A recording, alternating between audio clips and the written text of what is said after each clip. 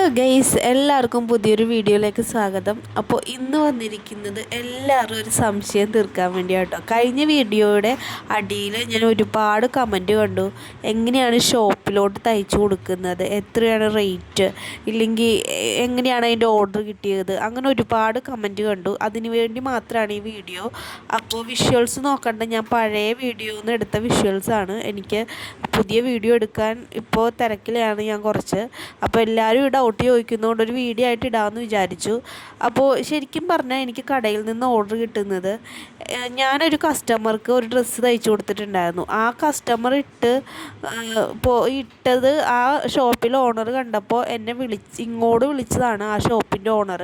എന്നിട്ട് എന്നോട് പറഞ്ഞു, ഞാൻ കുറച്ച് മോഡൽസ് തന്നാൽ എനിക്ക് അതുപോലെ തയ്ച്ച് തരുമോ, ഞാൻ ഹോൾസെയിലായിട്ട് വാങ്ങിക്കാം, കുറച്ച് ബൾക്കായിട്ട് ഓർഡർ എടുക്കാമെന്ന് എന്നോട് ഇങ്ങോട്ട് പറഞ്ഞതാണ് ശരിക്കും ആ കസ്റ്റമർ.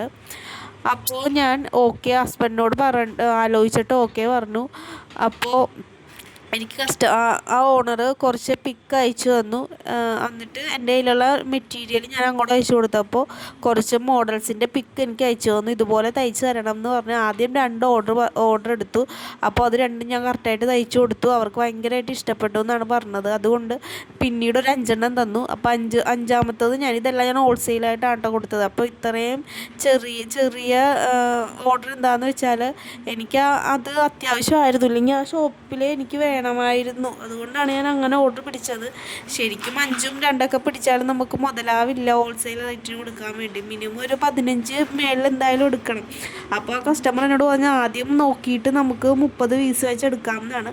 അങ്ങനെ 5 കൊടുത്തു കഴിഞ്ഞപ്പോൾ അതും ഇഷ്ടമായിട്ട് എനിക്ക് ഇപ്പോൾ ഓർഡറുകൾ തരുന്നുണ്ട്, അത്യാവശ്യം നന്നായിട്ട് ഓർഡറുകൾ തരുന്നുണ്ട്. അപ്പോൾ അങ്ങനെയാണ് ഞാൻ ശരിക്കും ഷോപ്പിലോട്ട് തയ്ച്ചു കൊടുക്കുന്നത്.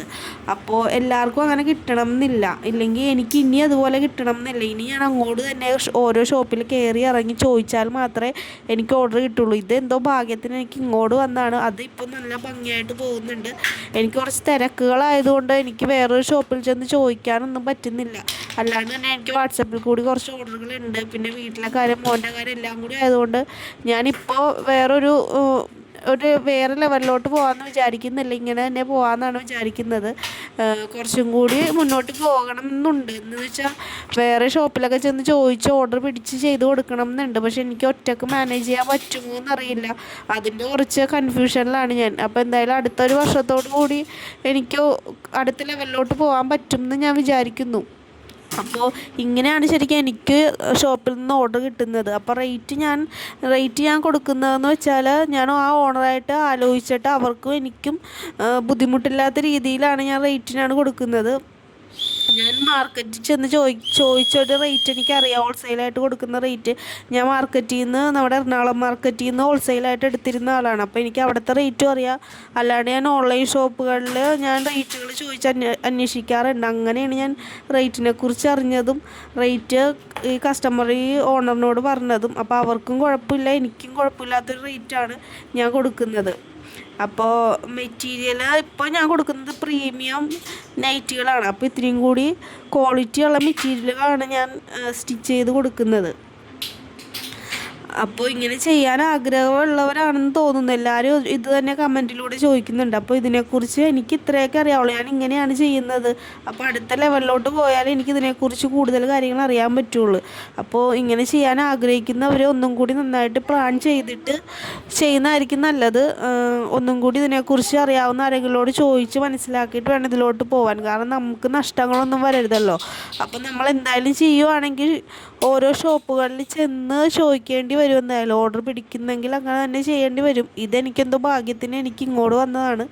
അപ്പോൾ ഇനി ചെയ്യുന്നുണ്ടെങ്കിൽ നമ്മൾ കടയിൽ തന്നെ പോയി ചോദിക്കണം, ഓർഡർ എടുക്കണം, ഹോൾസെയിൽ റേറ്റൊക്കെ പറഞ്ഞ് മനസ്സിലാക്കണം. അങ്ങനെ ആഗ്രഹമുള്ളവർ നന്നായിട്ടൊന്ന് സ്റ്റഡി ചെയ്തിട്ട് ചെയ്യട്ടോ. എനിക്കിപ്പോൾ ഞാൻ ഇത്രയാണ് ചെയ്തിരിക്കുന്നത്, ഇത്ര എനിക്കറിയാവുള്ളൂ. അപ്പോൾ ഇനി അങ്ങോട്ട് ഞാൻ ചെയ്യുവാണെങ്കിൽ ഞാൻ എന്തായാലും എല്ലാവരെയും ഹെൽപ്പ് ചെയ്യാം. അപ്പോൾ എന്തെങ്കിലും ഉണ്ടെങ്കിൽ കമൻറ്റ് ബോക്സിൽ ചോദിക്കണേ.